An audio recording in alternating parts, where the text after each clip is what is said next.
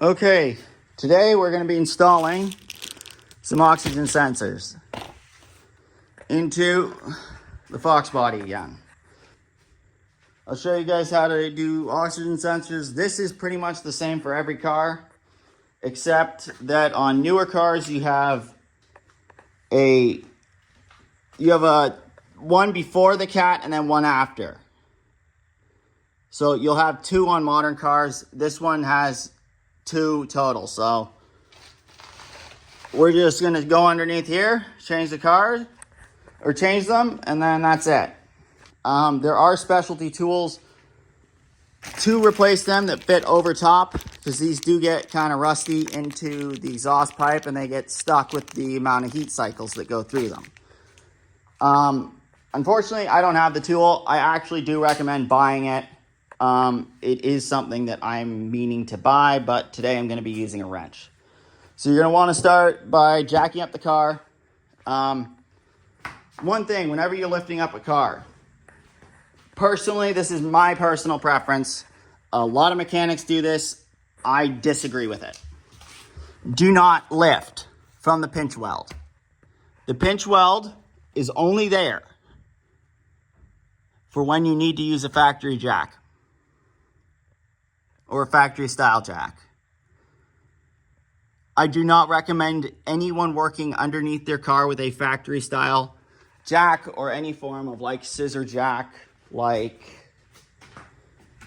this here. Do not work on your car with these. Do not. They will kill you. Those are known as widow makers to any mechanic. Any mechanic will tell you those are known as widow makers. The best thing you can do, buy yourself a nice jack, something like this. I know there's a lot of them out there. I know the ones at Harbor Freight, the Daytona ones, they're actually the same company who makes the Daytona ones are the same ones who make them for Snap-on. This isn't a Daytona jack, but eventually I will probably get one next time I'm in the States. Those little portable jacks also, do not buy those. Those dent your frames. You want something with like a nice big puck on it, like this. Nice big plate that you can mount on and then lift up your car with. Preferably you want something that has a rubber pad in the middle. That way at least it doesn't scratch up and cause any rust. We'll just crawl underneath. On this car, it's very easy to get to. They're just right here into the headers. There's the connectors up there. They go right into the header. These do have a little bit of tension on them just because of how tight the harness currently is. I have to buy a long tube header harness, which is an extra couple feet or an extra foot or something. I haven't bought it yet. It's on my to-do list. Right now, this is how it is, so don't judge. This is just what I've had to do since I put these long tubes on. All we're gonna do is get an open end wrench and pop these off. Undo those connectors up there, swap in the new ones, and then we're done. Okay, one more thing to watch. The part number. Make sure, because if you're doing 2 and there's an upstream and a downstream, or if you're doing 4 or however many your car has, watch about upstream and downstream. So check your part numbers. This car, again, only has 1, but check your part numbers. Make sure that they're both matching or not matching, depending on if you're doing what you're doing, because there can be a left and right. And then there's upstream and downstream, which will also use different part numbers. So make sure that you both have, if you're doing 2 underneath in the same spot, both, let's say downstream, make sure that you have the same part numbers if you're doing both downstream. If you're doing both upstream, then make sure you have the same part numbers for that. You don't want to get them mixed up. Usually they run the same connector. Just make sure that you have them in the correct spot. They're the correct part number for that spot. and you haven't mixed that up. This car, it runs the same part number, so that's not something I have to worry about. But on newer cars that have multiple O2 sensors, you do have to watch that. You have an upstream and a downstream, and ideally, I'd recommend replacing both at the same time. If one is going, the odds are the second one is going to be going shortly after. So a lot of times, it's best just to do it. And O2 sensors and fuel filters make a massive difference on performance, gas mileage, and whatnot with your vehicle. So these usually are a very, very good thing to change. And especially fuel filters. Fuel filters get neglected quite often, and they make a big performance improvement usually. Another thing to do is if you see any like leaks, just keep an eye out for what leaks are around. If you see any like stuff, give it a wipe down or spray it down with Brake Clean, because it will help you see where it is better once you clean it. Like there's a little bit here. I'm gonna wipe off what I can, clean it up as best as I can, and then it will help tell me where the leak is actually better, because I'll see where the trail comes from. So I'll be able to see where the oil trail comes from.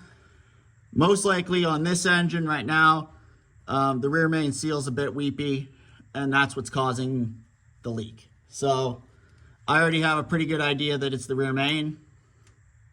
And yeah, it's always good to do that. Wipe down wherever you're seeing leaks from, and it'll help you chase where they're coming from and to stop them from leaking. I've just did the plug. This one's pretty simple. I know a lot are not this easy. This is just like a little button you push down and then it comes right out. I'm gonna do one at a time. That way you don't cross them. So less chance of mixing them up. Sometimes they have them staggered, like on this harness. They're both at different lengths, but some don't.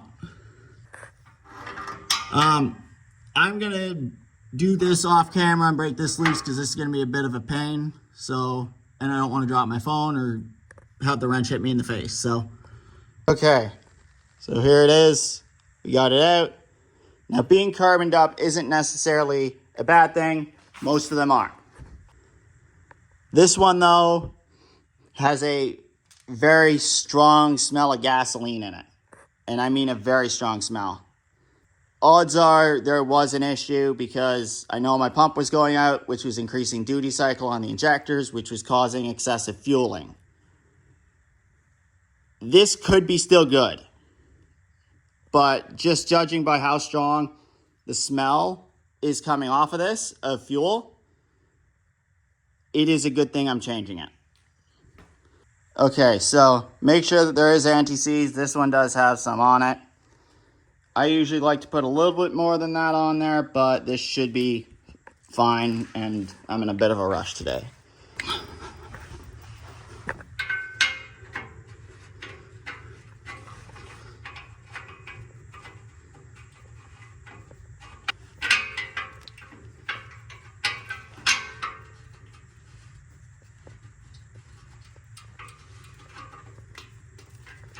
Now, for those of you who also want to put like a wideband in your car,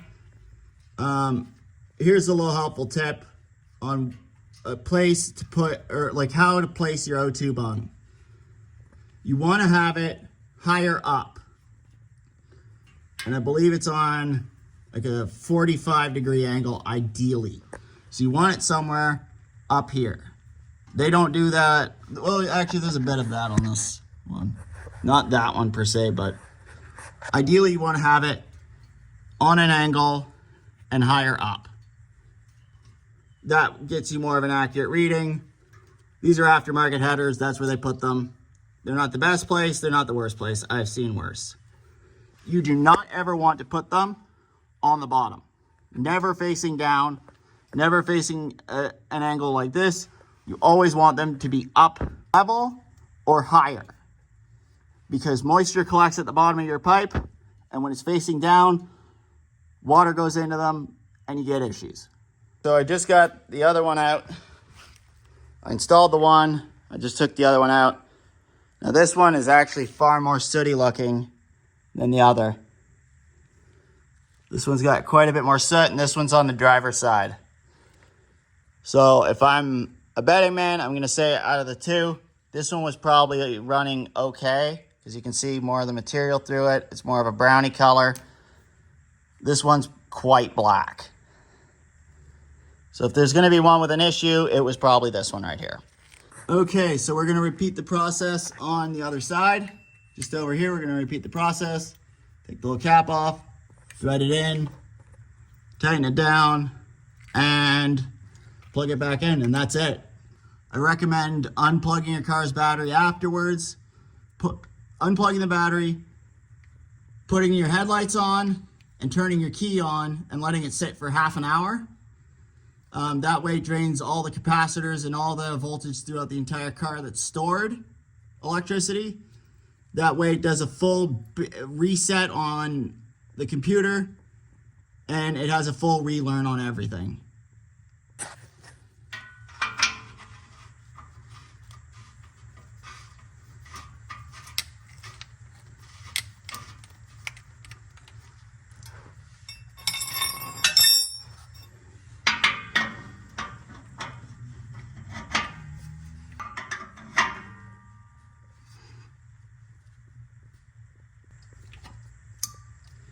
It's all plugged in. Okay, that's it. That's all there is to it. Nothing crazy. Pretty simple install. It's all together. Just give anything you see down here a quick little wipe down. If you have to zip tie anything back up, do so now. And yeah, that's it. Pretty simple. Oxygen sensors are in, everything's all hooked up. And see you guys in the next video.